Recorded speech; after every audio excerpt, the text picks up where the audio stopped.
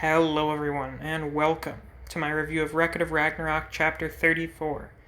Now, if you recall, in the last chapter, we had some pretty big important shit. We got Raiden's backstory, we found out about his whole muscle growth issue and the 100 seals, and we saw him transforming into like this smaller, slimmed down version of himself. Which I guess now, because of his bond, he'll be able to use his true strength. But most of last chapter was dedicated to this conflict between Loki and Buddha, in which Loki is accusing Buddha of being a traitor and having given the Valkyries the power of Voland, which is allowing the humans to have a chance in this tournament. We also got the appearance of Bishamoten and the rest of the seven lucky gods. We also got the return of Sasaki Kojiro, which was amazing. In case you haven't been following my channel, he is my favorite character. And we also got Akita and Kondo showing up, so we're going to have like this divine gang fight. And that was how we ended off last month. Now, this month we did get 2 chapters. This took about 2 days to get translated, so at this rate, expect the next chapter to be out on Saturday. But anyway, getting right into the chapter. Chapter 34, Conflict of Interest. So we have the standoff between the two teams again. We've got Loki with the 7 lucky gods, and Buddha with Kojiro, Akita, and Kondo. So we've got Kondo looking at Kojiro's bandaged up chest, and he asks him how his wounds are, and Kojiro says they're just fine, thanks be. That they even patched up the hole in his gut, and they have a little flashback to his fight when Poseidon got him in the gut after speeding up. After Kojiro had started learning his moves, he sped up and he got him in the stomach. Apparently, that was actually a much more significant injury than it may have seemed, because they did kind of play it off in the actual fight. But Kojiro says the doctors hear something else. So, it's safe to assume that Jack will be fine as well whenever he makes his reappearance, probably sometime during the next fight, maybe. But Loki says that Kojiro should have just stayed in bed, because him getting involved in this is going to result in him dying. And Kojiro's like, give me a break. Shut up. Shut up, loser. You guys are all my way or the highway. Like, everything's going to just go like you want it to. And Kojiro gets into, like, a battle stance. And we already know from last chapter that some of the lucky gods are like, oh, fuck. It's the guy that killed Poseidon. So, let's be real here. Most of the Heavenly Executioners are trash. I assume Bishamoten's going to at least be mid-tier as one of the contenders and one of the 4 Heavenly Kings. He's got to be at least, like, mid-tier. But these guys, well, they're gods of luck. I mean, they're not anything crazy like Loki being a god of deception and having fucking magic shit, and Buddha being Buddha. I mean, I don't know what you want me to say about him. But Okita says to Kondo that Loki is one of those bad guy gods and asks if he has permission to cut him down. And Kondo says, yeah, sure, and gets into battle position. I assume this is more teasing for Loki fighting Akita in their rounds, because I think I have been a proponent of Loki versus Okita. They seem like a pretty solid matchup for me, in my mind at least. So, we'll see where that goes. So Buddha's team gets into battle position, and Loki is about to charge in, but then Ebisu stops him. And I wasn't really talking to him, but the person that translated this chapter, Demi, on the Shumatsu server, was talking about translating Ebisu's lines, and basically just making him sound like a New York gangster, and I was like, yes, the universal language of gangsters everywhere. Even though Ebisu is very clearly a Japanese Yakuza, because he's this gangster punk, he's got to sound like some douche from New York City. So he gets in Loki's way and says that he's got to pay Buddha back for stabbing him in the hand, or he won't be able to sleep at night. And Buddha just yawns at this, which pisses off Ebisu a lot. Apparently, Ebisu has like serious anger management issues because he's like bursting a fucking vein. And he calls him a motherfucker. There's a lot of cursing in this chapter. I think a little more than usual. It's probably because Ebisu is so vulgar. He says, "Motherfucker, I'll blow your fucking brains out." So Buddha, he does the thing. He does the animate glasses thing. It's so great. It's one of the best panels in the chapter. He like pushes up his glasses, they glow, and he like flash steps out of the way of it, and he's like sighing. All the bullets go past him, and they hit the fountain that they were standing in front of, and the fountain like melts. So it would seem that Ebisu's fish gun does more than just shoot things. Perhaps it liquefies things, maybe, or they're just hot and it melts it. I don't know. Maybe it like specifically like liquefies things. I don't know. I don't remember what Ebisu is the god of. I assume he's got. I just noticed this. He has like a fish on his hat. So maybe he's like a god of luck for fishermen? I don't remember. I know there's a chart somewhere, and I'm not going to interrupt this video, like, just to go look it up right now. But Loki says that that's just like Buddha. So apparently Loki and Buddha, I guess, have met in the past before. And then Loki opens up like these portals on the palms of his hands. You can see on his gloves there are these black circles, and these little portals open up, and then he pulls out the fucking Blades of Chaos. Basically. I mean, they're like sickles on chains. He tells Buddha to get lost, and then charges at him. So, we've seen Loki's weapons. I didn't know what I would really expect from Loki. Maybe like a dagger or something, I don't know. But knockoff Blades of Chaos, yeah, that's pretty cool. I'll settle for that shit.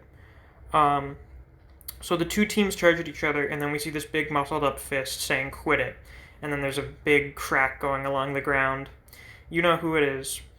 So after last month's chapter came out, everyone's like, alright, they're not really gonna fight. We can't interrupt the main fight with like some huge battle happening on the sidelines. So obviously someone is going to interrupt it. Who's it going to be? Is it going to be Zeus? Is it going to be Odin? Well, the people who thought those things were both right, because they're both there. Zeus had punched the ground, and Odin is standing behind him, and holy shit, Odin is like 9 feet tall. It's fucking ridiculous. He is gigantic. He's an absolutely massive lad. Like, holy fuck.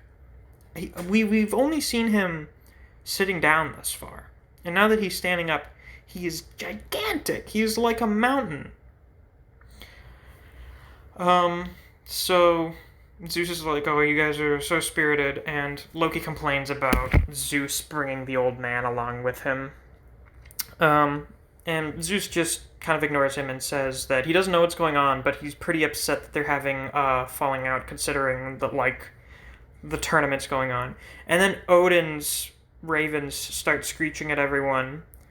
The black one calls them dumb motherfuckers, which is really funny. I don't know why, I just found that really hilarious when I read that originally. Then Akita reverts back to his cute anime boy personality and says that it's cute how those crows are talking. And then Ebisu says that we're heaven's fucking executioners. What gives yous... what gives you the right to tell us what to do? Now I have a question here. I understand that these guys are all from, like, different pantheons and stuff, but they have, like, a meeting every 1,000 years. Do these people seriously not know who Odin is? Do people really not know who, like, the heads of the major pantheons are? I'm serious. Like, how do they not know? He's, like, one of the most important people in the Conference of the Gods. He is the head of the Norse pantheon. I don't know, maybe he's just uneducated. Do these people not interact with each other than when the conference happens? Like, I don't know. I don't understand how someone could be so out of the loop as to not know. I mean, unless he knows who Odin is and he thinks that just because they're heaven's executioners that Odin is somehow not able to command him around, like, What?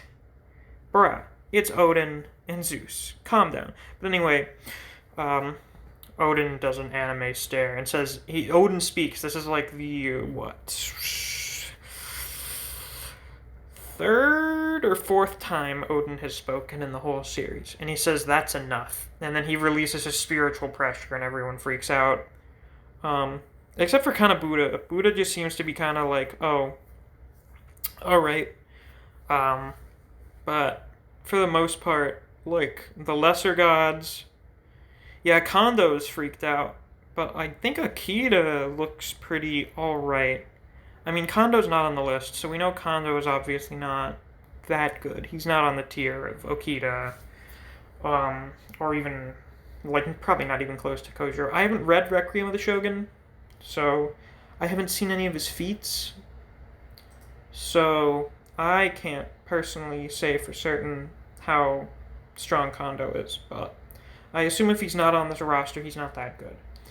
But Ebisu and one of the other gods gets freaked out. Bishamon's still pretty straight-faced. So, it seems like if someone's a contender, they're not too freaked out by Odin's aura.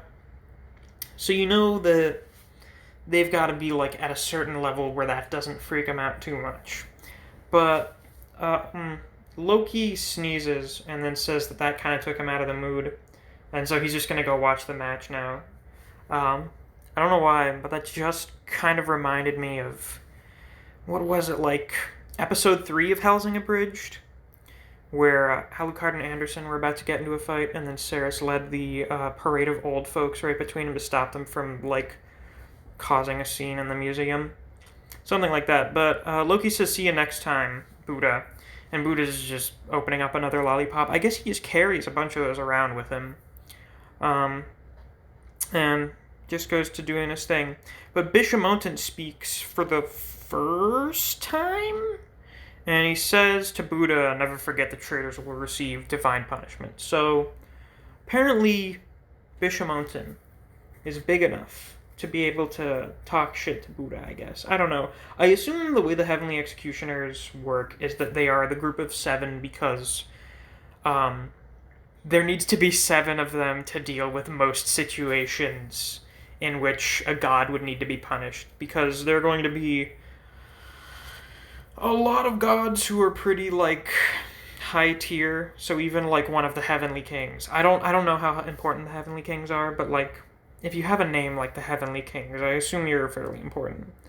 I assume that they are a group of 7 in this series, in this universe, for the sake of being able to deal with essentially any situation they would have to deal with, short of having to go having a talk with Zeus or something.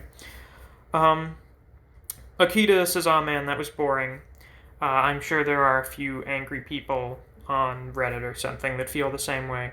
Kondo says, "That's alright," and he gives Akita a pat on the head, which is very cute. I assume Kondo and Akita have kind of like a father-son thing going on.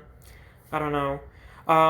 If they are consistently, I know they've done, like, 2 more chapters translated. I think they're going to have chapter 6 out soon. If they do start consistently translating Requiem of the Shogun, like, if they keep doing this, like, every month, I will read through it and do reviews for the chapters. And we'll find out. But Kondo says that they're going to go back to their room to watch the match, and asks Kojiro what he's going to do, and he says he's going to head on back too, and that he was actually putting on kind of a front, and that his wounds still kind of hurt a bit. So, that's just kind of neat. And Kojiro says sorry if your patrons stuck their heads in where they shouldn't have. I'm not entirely certain who he's talking to. It looks like he's supposed to be talking to Buddha. So I guess he's, like, apologizing for maybe sticking his nose in business that wasn't really his, and probably should have let Buddha do his thing. I mean, it seemed like Buddha probably could have handled them by himself based on how confident he was last time, and how just him sort of flexing his spiritual pressure was enough to freak out some of the lucky gods. But Okita's, like, chanting like a little kid saying, watch the match, watch the match. And then we have Buddha and Zeus hanging out in the courtyard. And Zeus says, alright, looks like the scuffle's over. You'd better head back too, and don't go starting so much trouble. Got it? And he's like staring at him. He's got the glint coming off of his eyes. Um, we haven't had a serious phase Zeus in a while. We've seen him getting a little buff, like we just saw this chapter. We saw in chapter 30. We haven't gotten like a serious look from Zeus in a minute. Um, so Buddha's like snoring, and then he starts laughing, and then Zeus joins him in laughing. It's that really kind of funny thing where one character's laughing and then the other character isn't really sure how to respond, so they start laughing too, or like just to play along. And Odin's crows have no idea what's going on. It's hilarious. It's tremendous. And Buddha breaks his lollipop again. He bites through it. It seems like he really doesn't know how to eat those things. And Buddha says the only one who can push me around in all heaven and earth is me. And we get this nice half page panel of Buddha walking past Zeus. I would assume, based on this paneling here, that Buddha and Zeus are like kinda on the same level. I mean, I already kind of assumed Buddha's a big deal. In case you're somehow unaware, Buddha's a big deal. So I would be shocked if Buddha wasn't like high tier the way Zeus is. He's gotta be. So he walks off, and Zeus is just complaining about how he doesn't know what to do with him. It's funny because Buddha is super young. I'm pretty sure Buddha is only like 2,000 years old, I think. I don't remember how long Buddhism's been a thing for, but he's among the younger gods. He's probably actually even younger than Heracles. So Zeus is kind of talking about him like a rebellious teenager, which works with Buddha having like the 20-something hipster getup. So Zeus just says that Ragnarok's not really going quite as expected, is it? Leader of the Norse. And then says that he ought to get back to the match and is doing the watch the match thing that Okita was doing. So just in case you had forgotten that Zeus is a big little kid, there you go. Now we have Odin standing by himself in this courtyard. And it's weird, like the roof of the courtyard is shattered. I don't think that happened last chapter. I don't know what provoked that. But anyway, Odin is like grinning a little bit. And one of the crows gets freaked out and asks him what's going on. And then Odin like bends over a little and we see he's got this fucking crazy serial killer grin. Oh my god, he's doing the thing. So he's doing the thing Thor did. Look, he's doing the crazy anime character thing where they're like super stoic all the time, but then you have the facade break where they're actually like this fucking maniac, which I'm a big fan of. I love that shit so much. What is Odin so happy about? Maybe the concept of fighting Buddha. I don't know. He seems to be very excited that Ragnarok's not going as planned. Maybe we're not sure what Odin's ability is yet. He may probably have some kind of future sight or something. We don't know what's under that eye patch. I mean, who the fuck knows? He may have the Almighty or something. But the crows start freaking out because the plant life around Odin starts dying from him getting this excited. So, apparently, Odin's spiritual pressure is so big that the flora, is dying around him. It just disintegrates from him getting excited. So yeah, after like this one page, there is no way you can convince me that Odin is not the final boss. I had already assumed that Odin was going to be the last round, but like, listen. We've already had Zeus go. Odin... Shiva's going up now. Buddha seems to be kind of like a good guy. Buddha doesn't really have like final boss vibes in the first place anyway. But Odin, I mean, Odin's associations with Ragnarok. Ragnarok is a thing from Norse mythology. Odin is the leader of the Norse. So like, you know, he's gotta do something important like that. But shit. I mean, he's the guy. He's gotta be. He's got to go up the last round. I think he's going to fight Leonidas. since Leonidas is like the last man standing basically with the whole 300 Spartans thing. So it would probably just work thematically with him. And of course, Odin being the leader of the Norse and their association with Ragnarok.